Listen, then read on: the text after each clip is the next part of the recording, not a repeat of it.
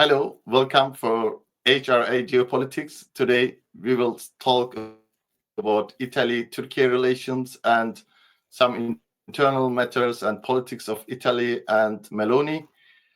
Today I have a very valuable guest. After a long time, we couldn't speak with each other, but today, thank you very much for joining my invitation. We have Valeria Gianotta, who is really an expert on Turkey-Italy relations and also the Italy foreign policy. Welcome, Valeria. Thank you. Thank you so much for the invitation. It's a pleasure. Thank you. Pleasure on my side.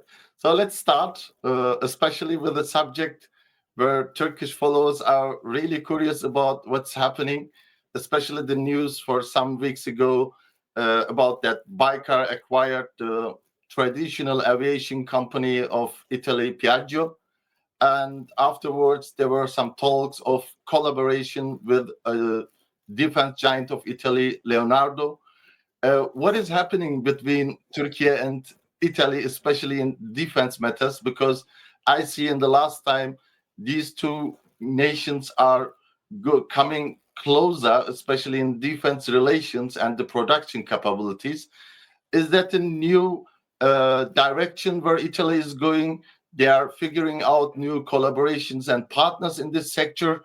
And what are the benefits actually for Italian companies to work with Turkish defense companies? Yeah, thank you so much. Indeed, it's a very important and dynamic time for Italy and Turkey relations. As you mentioned, at the end of 2024, with the beginning of 2025, the acquisition of Piaggio Aerospace by the Turkish giant Baykar has been finalized. And this has generated happiness, I would say, on both sides. From the Italian side, because Piaggio Aerospace has been under control administration for the last 10 years, more or less. So Piaggio Aerospace faced many challenges and crises. And finally, the final choice was the acquisition. Was the Turkish partner Baykar. And I will consider this as a win-win solution and win-win decision because Piaggio Aerospace is a long-standing company, expert on civil aviation, and also towards the end of his mandate, I will say they tried to develop their unmanned drones. And on the other side, Baykar is becoming a global leader in the production of unmanned drones and is global leader in terms of defense. Therefore, I do believe that this acquisition will make the bilateral complementarities stronger and stronger. Why?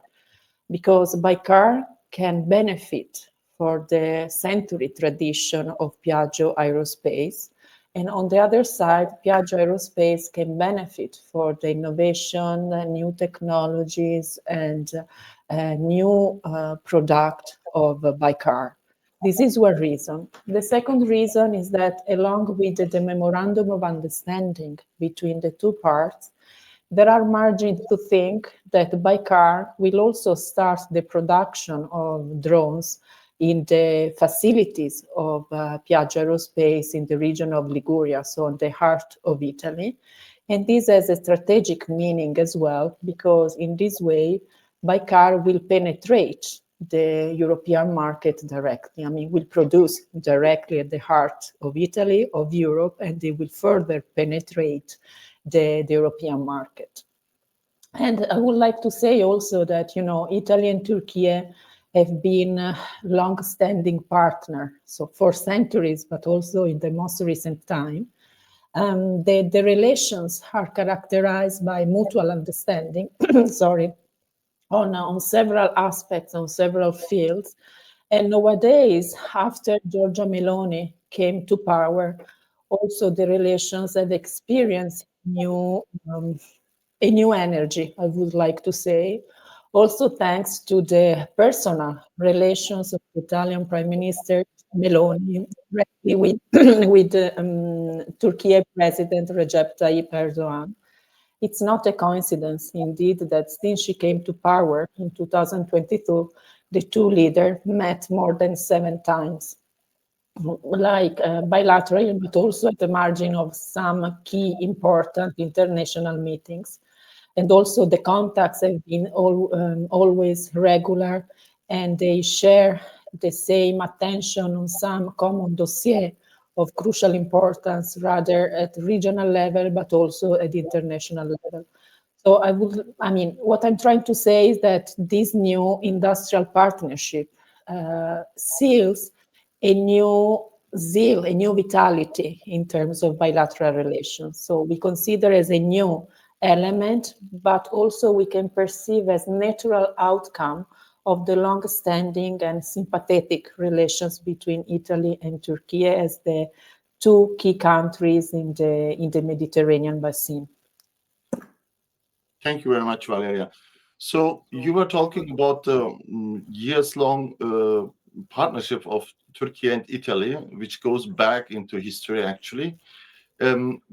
Before the elections in Italy, I remember to that time we talked with you on a program in Twitter Space, and there were some question marks in Turkey, especially when Meloni was about to, elected. Why? Because in internal politics there were some negative views or talks about Turkey. But as I have understood, and the relations are showing us today, these were more about internal politics. And after the elections, just like you answered me to that time that nothing will actually change in the relations. Really, when I look today, the relations are going very well. So you think that is actually a state-to-state relations rather than personal relations? Historically, if we look at state-to-state relations, Italy and Turkey has never experienced deep crisis. I mean, there were maybe some time of disagreement between the two states, but at the end of the day, they were always able to overcome the problems and to overcome the crisis. For example, I remember when the former Italian Prime Minister Mario Draghi made a sort of weird statement related to Recep Tayyip Erdogan. It was like a breaking point, but not that serious as it would be in case of some other state. I mean, I clearly remember that the Turkish side waited some days in order to declare the first statement, and actually the reaction wasn't so harsh towards Italy. So there was also always channel of communication and a mutual understanding made by the fact that our relations are long-standing relations. There are important complementarities at economic, business level. We need just to think that nowadays the bilateral trade has reached the $32 billion, and it went also further the joint target of $30 million as it was set 2 years ago. So in Turkey, for example, there are more than 1,500 Italian companies operating. They declare themselves more than satisfied to be in Turkey. Besides, there is this sort of mutual understanding and mutual sympathy between Turkish people and Italian people, pivoting on the past, on the historical tradition. So the Genoese Republic, for example, coming to Turkey, I mean, the legacy related to the same Mediterranean belonging.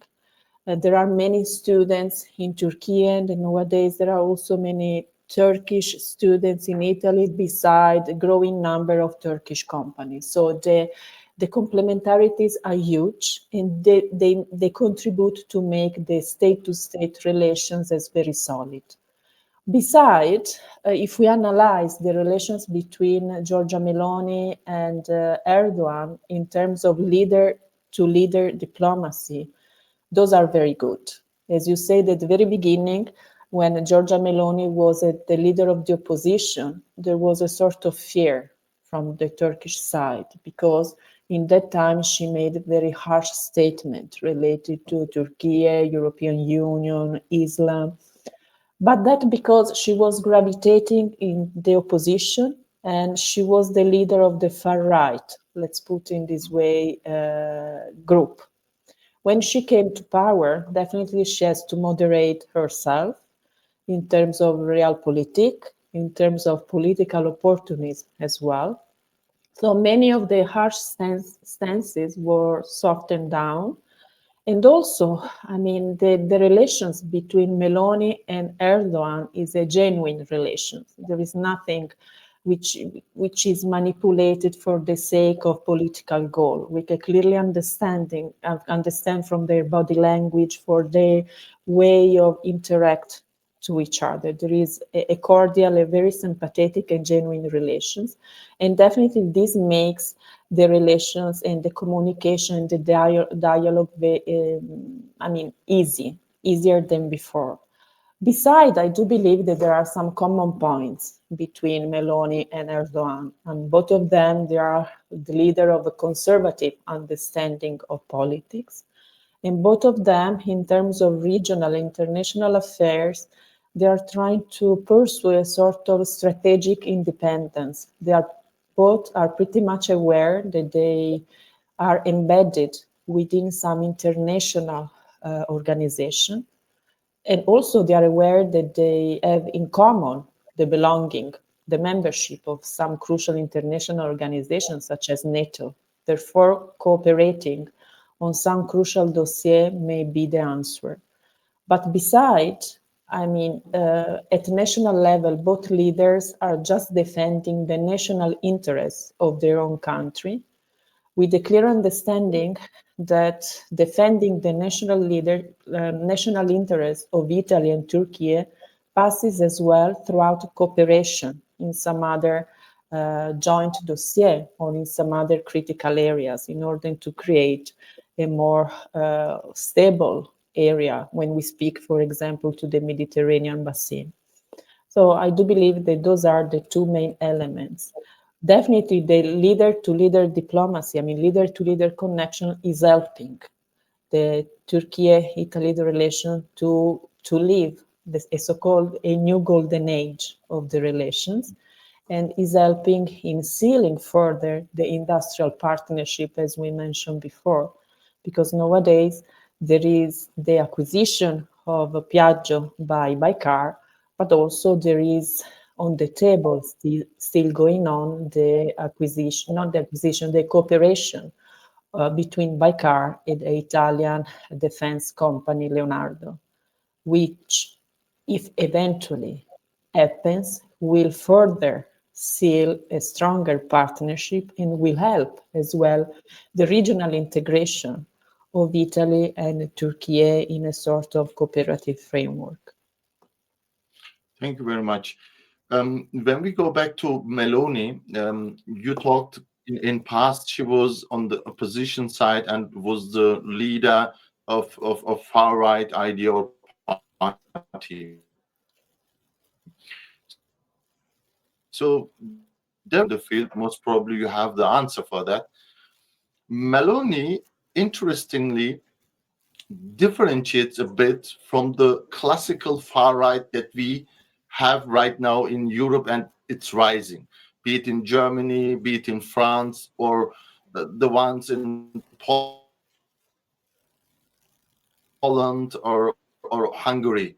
So why I'm saying that, because she's still pursuing policies family oriented, close to Christian values and the traditional family concept, and she's always repeating these sentences. But at the same time, she differentiates herself from the classical far right, for example, in Germany, who is more pro-Russian, anti-NATO, and anti-European Union. These were actually also some sentences she spent when she were in the opposition.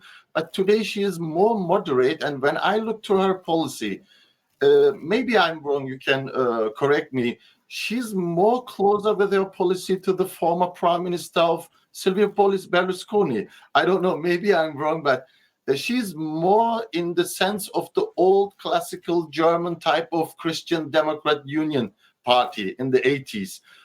Do you agree with that, and why she has changed, or is she actually this person and we were knowing her wrong? No, I think you are completely right. I mean, she's more a conservative leader than a far right leader. And I think there are two main reasons. The first one is that once she came to power, she had to moderate her political rhetoric and her political attitude, because she's a member of a sort of big coalition. You know, she's a leader of a government, but this government is made up of three different souls. We have the League, whose leader is Matteo Salvini, who is more settled towards the far right, anti-migration, anti-Islam stances. Then we have the Forza Italia party, whose leader is the Deputy Minister Antonio Tajani and Minister of Foreign Affairs, who is still the party inherited by Silvio Berlusconi. And then we have Giorgia Meloni as the leader. So, first of all, she has to compromise between the different souls composing her own party. And then, as a leader of not just of the government, but of Italy, she has also to protect, to pursue the national interest by being aware that Italy is one of the founding members of European Union. So basically, her relations with European Union is not anti-Europe, but is a European Union which is not distant from the popular base. An European Union which is not anymore that ideological, pivoting on some center leftist ideologies as it was in the past, actually as it still is. But if we look at the results of European Parliament elections of last June, we can see that the conservative groups are increasing and are emerging. And I think on the top of this, Giorgia Meloni wants to give back to Italy the centrality Italy deserves in the Mediterranean at international level. I mean, it's becoming very common, also in daily life, when you go abroad, to engage in conversation with people, recognizing Giorgia Meloni as a leader, as a real political leader of Italy, giving back to Italy the identity of a key state in terms of regional and foreign affairs. And of course, in this, the relations with other states and also the attention on some regional dossier brings Italy to establish dialogue and cooperative framework with some other regional stakeholders. For example, I think one of the new point of Giorgia Meloni regional and international approach is the new engagement in Africa, along with the so-called Plan for Africa, the so-called Mattei Plan. So Italy is aware that many of the interests of at national level comes from the Italian posture in the African region as well, when it comes to challenging irregular migration, for example. So Italy has proposing a sort of cooperative approach with some African countries in order to, on equal base, in order to foster the development throughout project in those countries, with the final goal of boosting economic cooperation and to, how can I say, refrain the irregular migration, which is one of the hottest topic in Italy because it's also related to the national security as well. So all these elements, I think, elevates Giorgia Meloni as a leader with a clear vision, not just embedded within the traditional European architecture, but also at regional and international level. And just a final word, I think it's not a coincidence that Giorgia Meloni was the only one invited by Trump during his ceremony. I mean, when he started his mandate just 1 month ago. Because also, of course, she's a leader appreciated along with some common ideologies and common principles, but as well throughout her pragmatism and again, strategic autonomy is perceived as sort of a bridge maker in terms of transactional diplomacy as well. And this is very important for Italy in order to gain the centrality, not just geographically, but also in terms of realpolitik that we deserve. Thank you. When especially good that you mentioned the Trump issue, because that was actually also my next question. Now we have someone new in the White House, and it seems just like Trump's first term, it's even a bit more chaotic right now because it's his last term. And we have a more, how should I call, more destructive American foreign policy will lead the next 4 or 5 years. And we are feeling it, especially in the Ukraine crisis. Now, the US wants to back down from that area, and Europe is in a crisis, especially how to tackle the issue. And every European nation has a different idea. And there is the Israel-Palestine issue, where I know that Meloni has also, in that sense, a more humane approach and has repeated that many times. And the China issue, especially. In all of this crisis and expecting, the future problems in the foreign policy, how the superpower United States alone and in NATO itself maybe continues this destructive or more aggressive policy like the Trump administration is trying to do. How is the Italian approach as a state, and how Meloni looks towards this matter, and how do you think Meloni will counter this, especially in near future, when you mention also the African theater, because most probably Trump will also put his nose inside of this politics. So how do you think Italy's reaction will be in the near future? So far, Meloni has tried to create bridges between Trump and European Union. It's not a coincidence, for example, that in the European summit, which is held in UK, in order to find a solution for the Ukrainian and Russian war, before participating, Giorgia Meloni had a call, a phone conversation with Donald Trump. And after as well the scandal of the meeting between Trump and Zelensky at the Oval Office in the White House. Giorgia Meloni is very clear and was very clear also during the Congress of the Conservatives, which was held last week in US, by saying that the West, in order to be West, has to be united. So Europe and US have to work hand by hand. And this is also a sort of warning call for the European leaders and to some European chancelleries' offices that nowadays are just marking the distance with Donald Trump based on ideological stances. Because, before we had Joe Biden as the president of US, and there was a sort of congruence, overlapping of instances between this European Union leadership and Joe Biden, made upon the so-called Democrats' interpretation of politics. Nowadays, along the ideological interpretation, there is a dividing mark, a dividing line. And Giorgia Meloni has warned of this by saying the West, we are West, not just because we are Americans or Europeans, because the West is Europe and American altogether. So I think she's in that fragile as well and delicate position to build bridges between this US and this European Union, which is not very easy.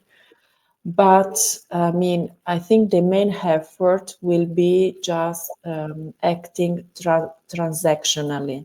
So making agreement, establishing dialogue within the institutional frame, but also on some specific areas with US, with European leaders, with the European intended as leader of nation states, and so on and so forth. Nowadays, we are in this critical situation of finding a solution for the Ukraine and Russian war when there are many stakeholders, many actors who wants to play a role, and US has said there is no mediation feasible without the role of US. And that was one of the main critical point between Trump and Zelensky. While European Union, some leaders of Europe are organizing themselves in order to propose themselves as the main stakeholders of the negotiation, of the mediation. So there is a sort of confusion within the West. But also Giorgia Meloni is trying to put all pieces together and to work univocally as a Western, as a Western Union, I would like to say. And I do believe that in this she may be able also to involve Turkey as one of the main stakeholder of the negotiation between Russia and Ukraine. But this on the paper, I would like to say, building bridges, it's always a very honorable task. But we know that Italy has a very critical opposition inside and also has a very critical opposition within European Union. So Meloni is in the position of trying to moderate and find a common consensus nationally, but also at European level as well, which is not very easy sometimes. Yeah.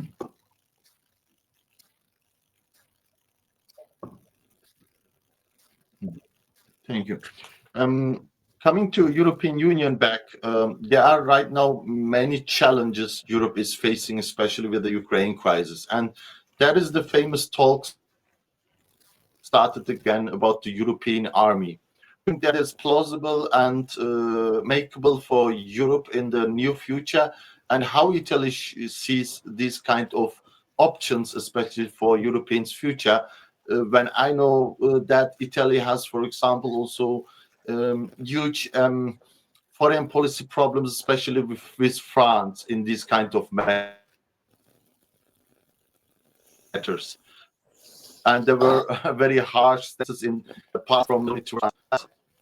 France, like always, wants to lead such an army. So how is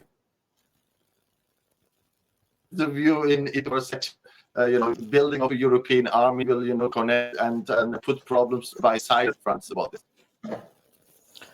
But this European Union defense and security, in terms of defense and security, has been a long-standing issue. It has been on the table since long, and now it became a need because of this division between US led by Trump and this European Union, which is at the end of the day a sort of copy and paste European Union.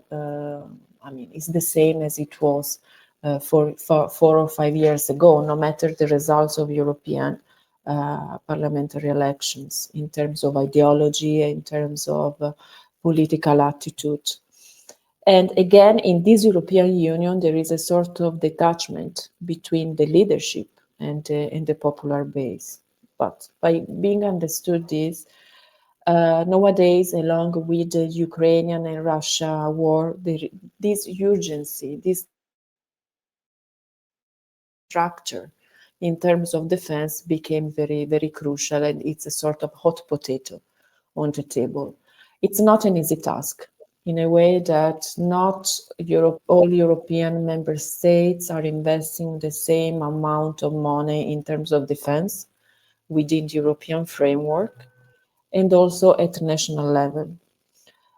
Some countries believe that the national security of Europe is delegated to NATO, so it's not in our interest to develop a defense and security structure as well. So there are clashes of vision, and these clashes are also visible. In the willingness of sending troops as a peacemaker after the end of the war between Russia and Ukraine. For example, one of the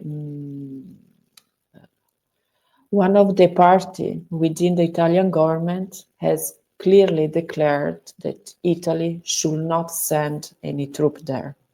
So there are divisions again at national level, there are divisions at European level, and eventually a consensus on this matter will be very far to reach. And also because, as you rightly mentioned, there are some personalism in the European policy, to politics. Now we have still Macron, who woke up suddenly and wants to play a key role beside the UK Prime Minister in some scenarios such as the Russian and Ukraine and so on and so forth. So there is no consensus.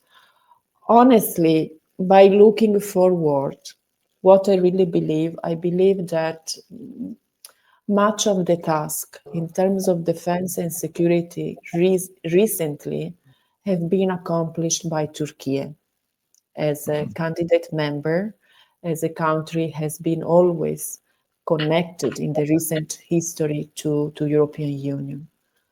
And I think the European Union, in a genuine brainstorming in terms of identity and in terms of development of security and defense policy, should take into account the role of Ankara, but not as a special friend, as they say it. I mean, in a very structured scheme, in a very structured process.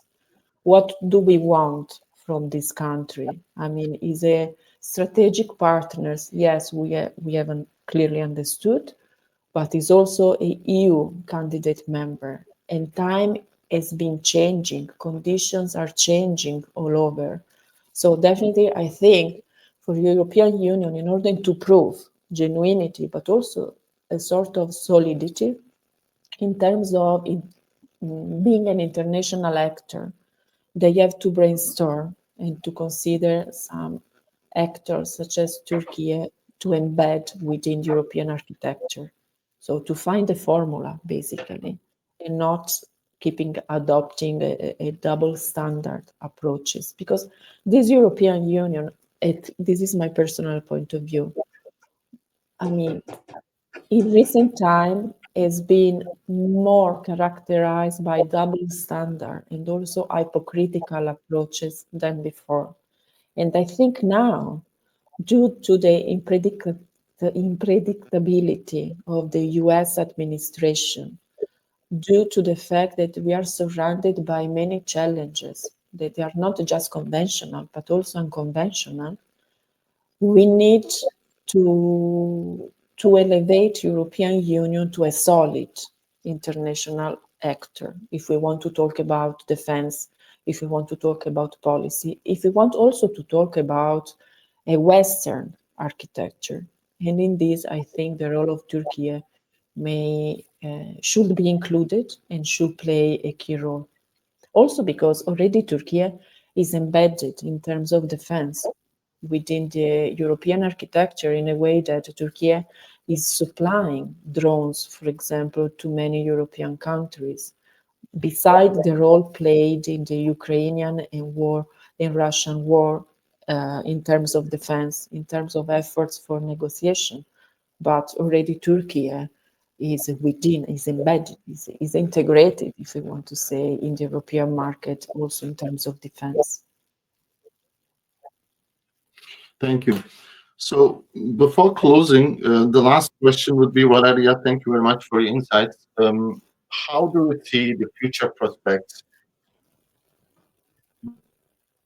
Between Where Italy and can Turkey and Italy, especially in the changing world, in a multipolar world, yes, between Italy and Turkey, in the changing world, a new multipolar world, in the near future, how they can benefit from each other, be it on the defense and economic side, to protect each other, to collaborate more with each other. Where do you see the benefits between these two countries and their relation? Well, currently, under these two governments, I can see an improving day by day of the relations in terms of industrial partnership, as it was mentioned before. But industrial partnership does not have just an economic benefit or a business benefit, but also a geostrategic benefit. Because as we said already, the business and economic complementarity are very important and they are very high. But in terms of geostrategic position, industrial partnership and these new complementarities can be a pivot it can be intended as a flyer actually for boosting further the relations. Why? Because if we take, for example, the fact that Baykar will produce in Italy, so this will create a sort of a system integration between Turkey, Italy, but looking from the wider perspective between Turkey and European system. So further integration, passing through as well further integration in terms of defense within NATO, because both countries are member of NATO as well. So a new cooperative frames at international level.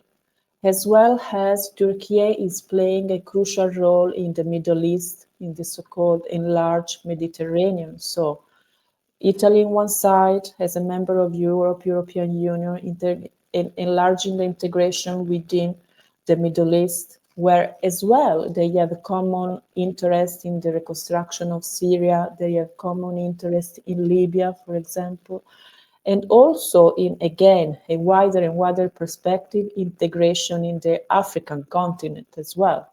Like Italy in one side is pushing towards the implementation of the so-called Mattei Plan, while on the other side, Turkey has been one of the main historical stakeholders in Africa, along Erdogan's government since AK Party came to power. I mean, it's not a coincidence that, for example, in some countries such as Somalia, for example, Turkey is the security provider, also in terms of energy security. And now there are also some discussions going on the opening of a space base for of Turkey.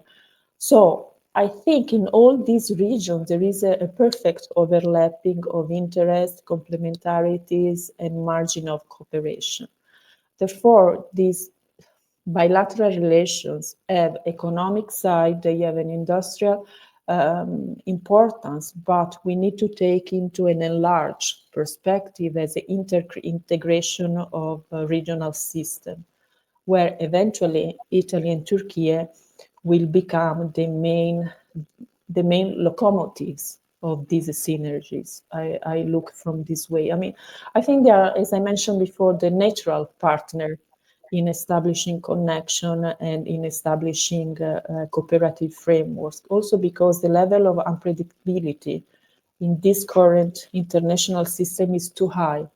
We are living in a critical time where there is a sort of inflation of power. We are leading towards a multipolar system, but actually there is no leader able still to counterbalance the weight of US. So we are living in a so-called in a sort of regional multipolarism, where again we have an hegemonic leader, which is US, but US is losing influence all over, and also sorry, the international architecture is not able to cope with the crisis. So according to me, it's just throughout the establishment of solidarity mechanisms and cooperative frameworks and throughout the integration of regional systems that we can reduce the margin of risk. And I see that the dialogue between Italy and Turkey, the synergies, the complementarities are just leading towards the direction. So eventually we can expect a Turkey-Italy axis in the future along with these two governments. Thank you very much, Valeria. We learned a lot what is happening in Italy and generally in Europe and Turkey-Italy relations. I also really hope, as an Italy friend, that our relations going much farther than today. because I think we need each other, especially in the Mediterranean basin, like you said, in Africa politics and the Ukraine crisis and many other topics. I think that Turkey and Italy can profit from each other and have a win-win partnership.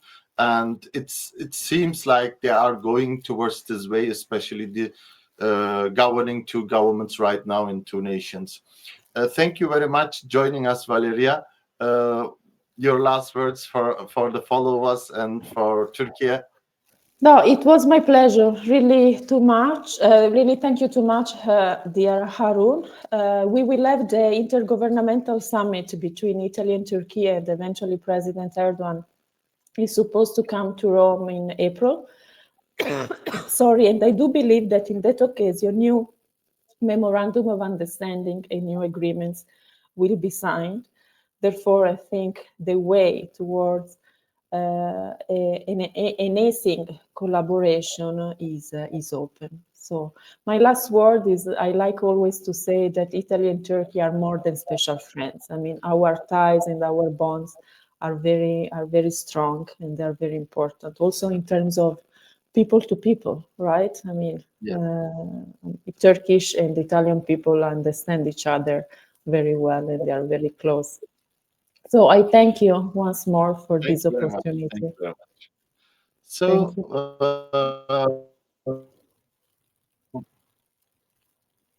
So, my friends, thank you for watching our channel. Valeria was today a valuable guest, and she gave the very important opinions about Turkey-Italy relations. And I hope every one of you liked it. If so, please follow and share. Thank you very much. See you later.